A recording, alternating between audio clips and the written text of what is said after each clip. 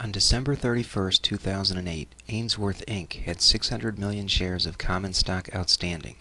20 million shares of 8% $100 par value cumulative non-convertible preferred stock were sold on January 2nd, 2009.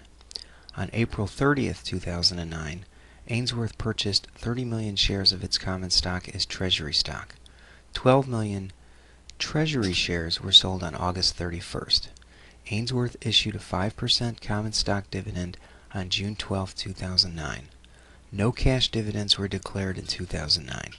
For the year ended December 31, 2009, Ainsworth reported a net loss of $140 million, including an after-tax extraordinary loss of $400 million from a litigation settlement. Let's tackle requirement 1. Determine Ainsworth's net loss per share for the year ended December 31, 2009.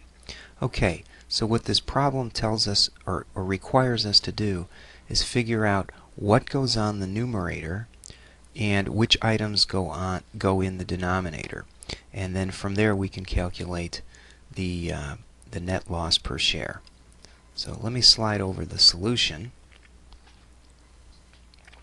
as well as a calculation that needs to be made, and we can take a look at how this works. Okay, so we start off with a net loss in the numerator of 140 million, just to the left of my mouse there.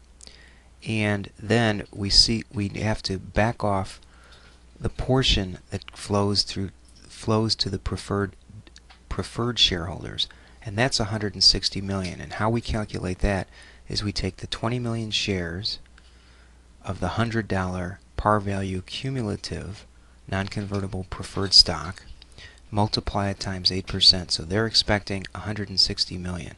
So 140 plus the 160 gives us a numerator or net loss amount that needs to be shown as the net loss per share to common shareholders of $300 million.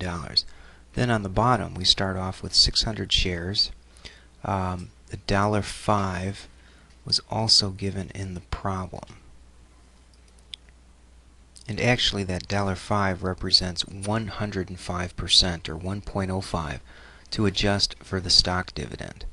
And once we do that, then we have to back off the 30 million shares of treasury stock that took place on April 30th. So they were outstanding 8/12 of the year. And then we also had another 12 million. And that 12 million that you see right there was when we resold the treasury stock, and so we had shares outstanding for 4/12 of the year. So what you see we're doing is calculating the an average number of shares outstanding per the year. We come up with 613 million. We divide the 300 million by 613, and we come up with a net loss per share of 49 cents. Next we take a look at the second requirement, which to the left of my mouse says determine the per share amount of income or loss from continuing operations for the year ended December 31st, 2009. And I moved this up slightly to give us a little bit more screen real estate. So again, we need to calculate a numerator and denominator effect. Okay, so we have operating of 260 million. Well, where did that come from? Let me slide down and show that. The 260 was the 400 million less the 140 million. Then again we back off the preferred dividends, and so now what we have is operating income of 100 million. The denominator is exactly the same as what we saw in part 1, so we have 613 million shares, so income from continuing operations per share would be 16 cents. Okay, and finally we take a look at part 3 where it says prepare an earnings per share presentation that would be appropriate to appear on Ainsworth's 2009 and 2008 comparative income statements. Assume earnings per share was reported in 2008 at 75 cents based on net income, and there was no extraordinary items, of 450 million and a weighted average number of common shares of 600 million.